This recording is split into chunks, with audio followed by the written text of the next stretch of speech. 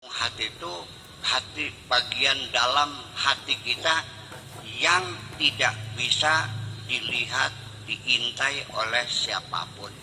Sekalipun malaikat, sekalipun jin, sekalipun iblis pun, setan tidak bisa melihat sir kita. Yang tahu hanya Allah dan diri kita sendiri. Bagian yang paling dalam. Makanya disebut as-sarir itu al-quwwah al-musta'iddah, potensi kekuatan yang berpotensi, punya kemampuan ditamakkun ilm wal ma'rifah, untuk tamakunnya ilmu, untuk kekokohannya satu ilmu dan kemapanan ma'rifah adanya di dalam sir. Kemudian bisa begitu juga ada beberapa istilah mungkin yang berulang-ulang sehari-hari. Apa itu bedanya an-nafsu, al-aqlu, ar-ruhu, dan as-sir? Itu barangnya mah satu, adanya satu, tetapi menjadi berbeda-beda namanya. Itulah namanya kajian-kajian linguistik. Itu adalah mempelajari jalan pikiran seseorang, ya, pendalaman terminologi dan psikolinguistik, sehingga kita bisa jernih memahami an-nafsu itu apa. Kalau an-nafsu itu yang menjadi objeknya adalah, yang bisa merasakannya adalah syahwat. Nafsu itu berkaitan dengan, berhubungan dengan syahwat. Kemudian kalau al-aql apa? Itu berhubungan dengan al-ahkam asy-syar'iyyah.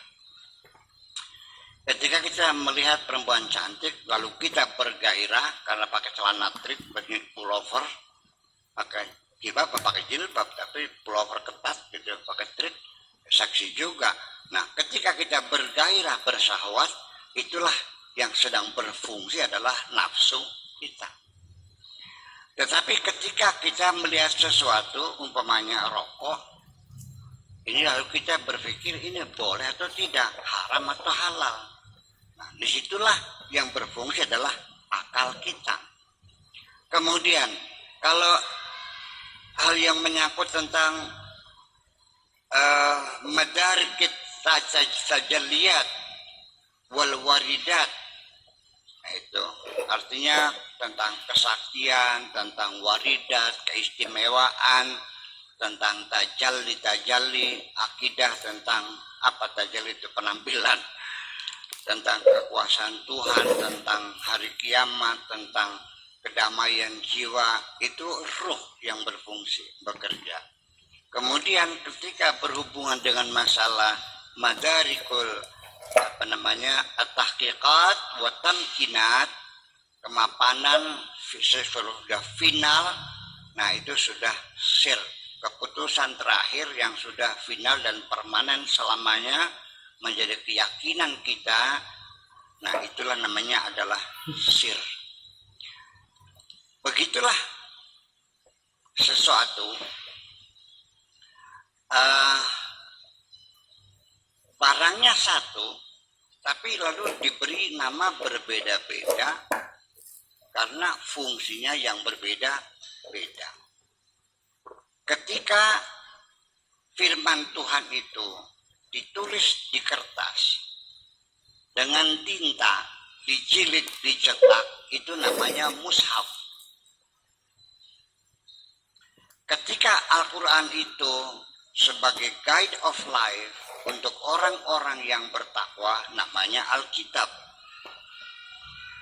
Ketika Al-Quran ini untuk bacaan seluruh umat manusia, untuk menelaah alam semesta, itu namanya Al-Quran. Untuk mencerdaskan emosional sehingga orang itu bisa membedakan mana yang baik, mana yang buruk, mana yang bermanfaat, mana yang berbahaya, itu namanya Al-Furqan. Ketika Al-Quran membentuk perilaku seseorang yang permanen, itu namanya Az-Zikr. Nah, di sini karena kita tidak jelas, oleh karena kita berpikirnya dengan logika sinonim. Nah, kita ini kebanyakan umat Islam berpikir logika sinonim. Al-Quran sih ya mushaf, sama, ya sama. Furqan ya sama, Az-Zikr ya sama. Ya itulah. tidak jelas dalam berpikir.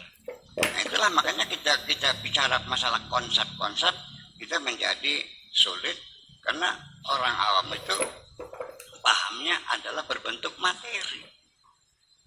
Rokok paham, ini gelas, ini tutup gelas, ini kacamata, seperti itu. Sudah. Tetapi kenapa orang itu pakai plus dan minus? Kenapa mata berkurang? Itu sudah mulai konsep keilmuan itu sudah nyampe. Itulah makanya lalu bagaimana mata itu mengirimkan sinyalnya kepada otak? Bagaimana otak kita memproses? Ya, sehingga menjadi perilaku kita. Itu ya sulit karena barangnya nggak kelihatan ilmuannya. Dalam konsep-konsep berpikir secara konsepsional itu memerlukan pemahaman. Dan hari ini kita satu ketujuh ini adalah anjuran kita jangan pernah timbul ragu-ragu dalam hidup ini.